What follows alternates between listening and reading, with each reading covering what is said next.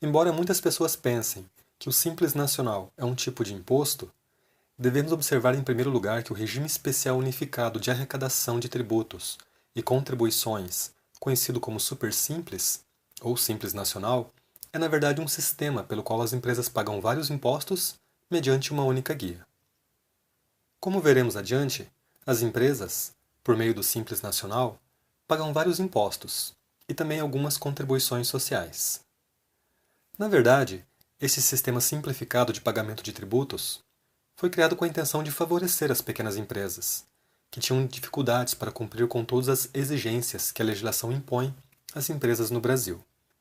Assim, o governo criou um sistema pelo qual as empresas poderiam pagar menos impostos e também pagar esses impostos de uma forma mais simples. As empresas que são cadastradas no Simples Nacional têm outros benefícios, além do pagamento simplificado dos tributos.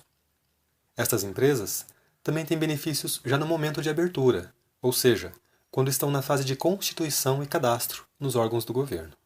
Além de haver menos burocracia, ou seja, menos documentos a serem preenchidos para registrar a empresa, também pode haver dispensa para o pagamento de algumas taxas, a exemplo das taxas do alvará, que certos municípios deixam de cobrar das microempresas que estão se cadastrando no Simples Nacional.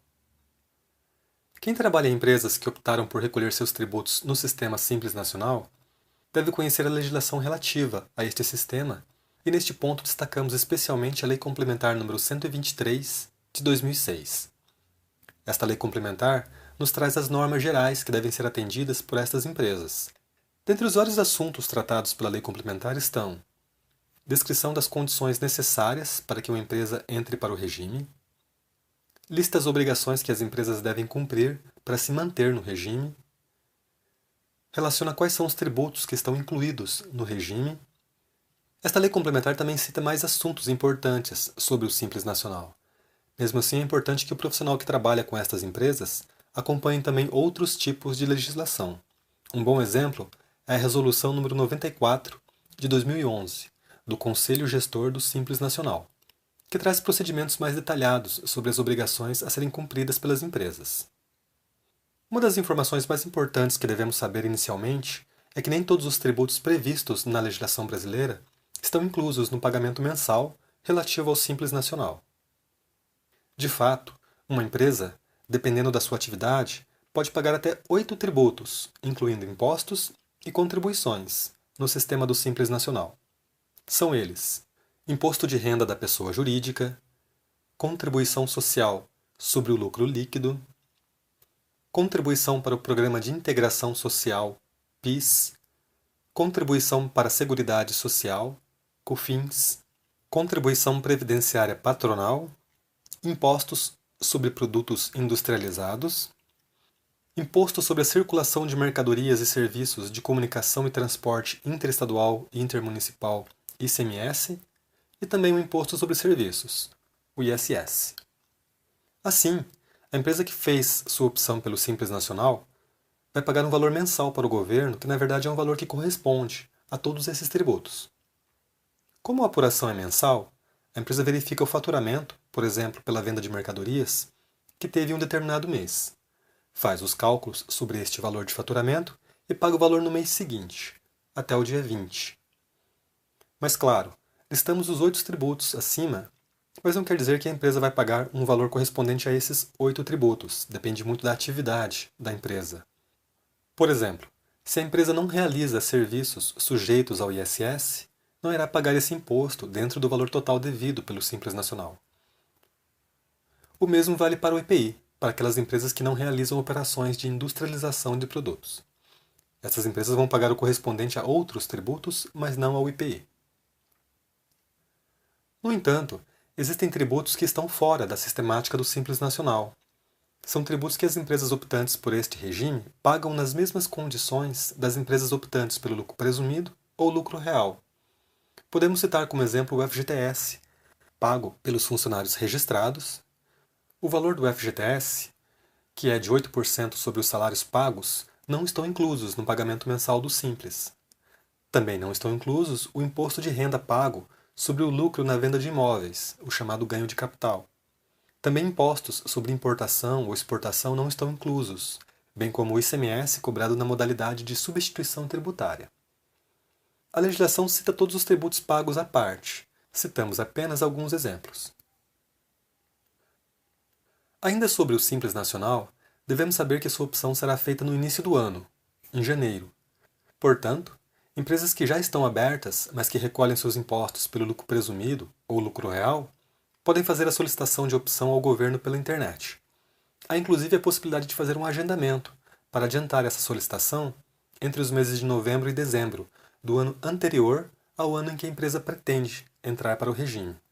Por exemplo, se uma empresa já estava aberta desde o ano de 2016, mas cadastrada para pagar seus impostos no lucro presumido, poderia já a partir do dia 1º de novembro de 2017, até o final de dezembro desse mesmo ano, fazer sua solicitação de opção ao regime Simples Nacional para pagar seus tributos ao longo do ano de 2018, já na sistemática do Simples. Caberá aos governos federal, estadual e municipal avaliar se a empresa atende todas as condições previstas na legislação, principalmente quanto à ausência de dívidas para com o governo. Em regra, a opção pelo Simples Nacional deverá ser mantida por todo o ano, cabendo alteração somente no ano seguinte ao ano da opção.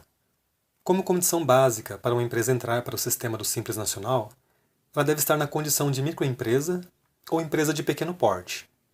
Assim temos ME, que tem a receita bruta durante o ano até o valor de R$ 360 mil, e EPP, que tenha tido receita entre R$ 360 mil e R$ 4.800.000 durante o ano.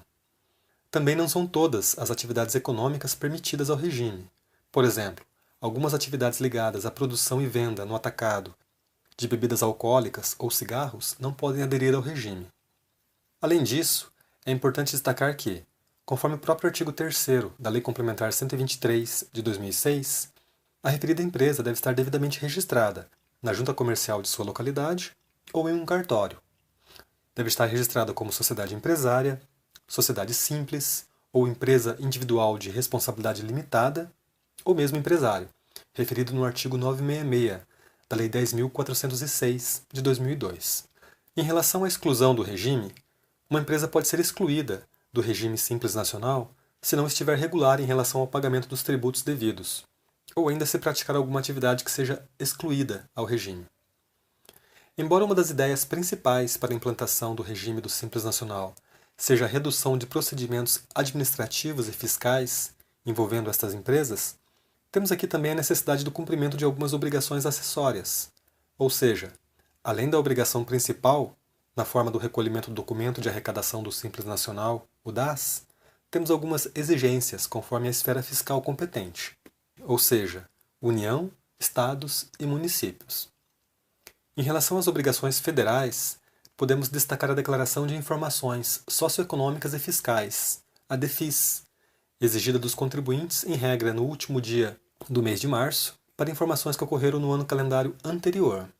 É devido à empresa optante pelo Simples Nacional escriturar e manter, sob sua guarda, livros contábeis e livros fiscais previstos na legislação aplicável. Mas, talvez a obrigação acessória mais comum a todos os contribuintes, independente do regime tributário, seja a própria emissão de nota fiscal, por circulação de mercadorias ou prestação de serviços, cabendo inclusive a emissão de notas fiscais eletrônicas quando for obrigada pelo município ou pelo estado em que está localizada.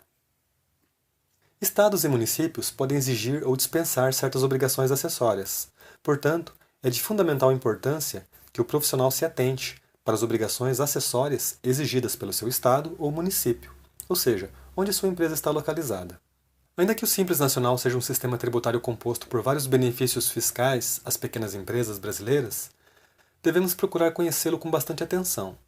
Embora seja conhecido e divulgado como simples, existem pontos relativamente complexos na sua legislação, a exemplo do enquadramento nos anexos